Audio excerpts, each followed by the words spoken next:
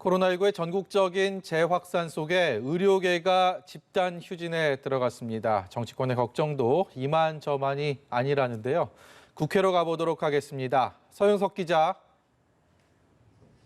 정치권의 우려 역시 깊어지고 있습니다. 더불어민주당 이해찬 대표는 환자와 국민의 신뢰를 잃으면 의사들에게 더 큰 불이익이 될 것이라고 경고했습니다.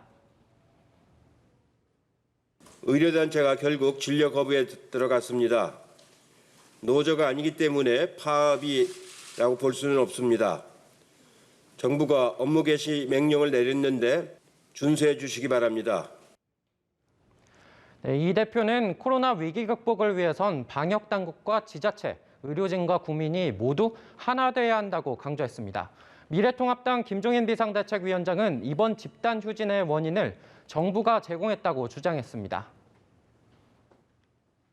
의과대학을 증원한다든가 공공의대를 맺는다든가 이것이 논쟁의 근거가 돼가지고서 지금 의사들이 파업에 돌입하는 그런 참 불상사가 나고 있는 것 같습니다.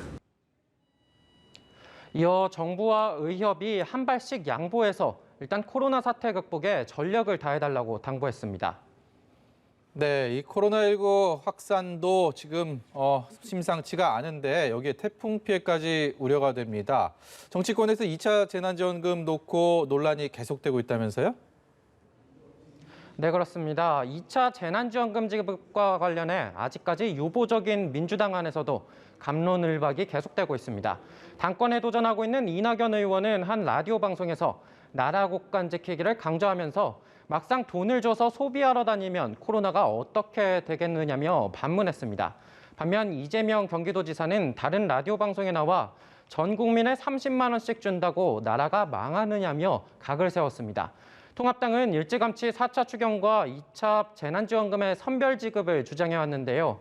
김종인 비대위원장은 오늘도 코로나 위기로 인해 타격을 받는 계층이 있다며 이들에 대한 생계 대책을 정부가 마련해주는 것은 당연하다고 강조했습니다. 네, 정부 여당이 코로나 위기 극복을 위해서 내년도 예산을 확장 재정 기조 유지하기로 했다라는 소식도 들었는데요. 좀 더 자세한 소식 전해주시죠. 네, 김태년 원내대표는 오늘 아침 당정회의에서 이번 코로나 위기의 특징을 불확실성으로 꼽으며 경제 회복의 열쇠가 정부의 재정 확대라고 강조했습니다. 코로나 대유행이 언제 종식될지 또 글로벌 경제가 언제 회복될지 예측할 수가 없습니다. 아무도 가보지 않은 길을 갈 때는 과감한 발상의 전환과 창의적 해법이 필요합니다. 결국 내년도 예산도 확장 재정 기조를 이어가기로 한 건데요. 예산의 쓰임새로는 방역과 한국판 뉴딜, 국가 균형 발전, 그리고 고용 안정과 청년 지원 등을 꼽았습니다. 특히 한국판 뉴딜에 20조 원의 예산이 투입될 전망이고 지역 경제 활성화를 위한 지역사랑 상품권 발행 규모도 15조 원 규모로 늘릴 계획입니다. 또 청년과 신혼부부를 중심으로 공적 임대주택을 15만 호까지 늘리고 고교 무상교육을 내년부터 전면 실시하겠다는 계획도 내놨습니다. 국가 채무 증가 우려에 대해 조정식 정책위 의장은 과감한 재정 투입으로 경제 성장을 이뤄야 세수중대로 이어지는 선순환 고리가 만들어질 것이라고 기대했습니다.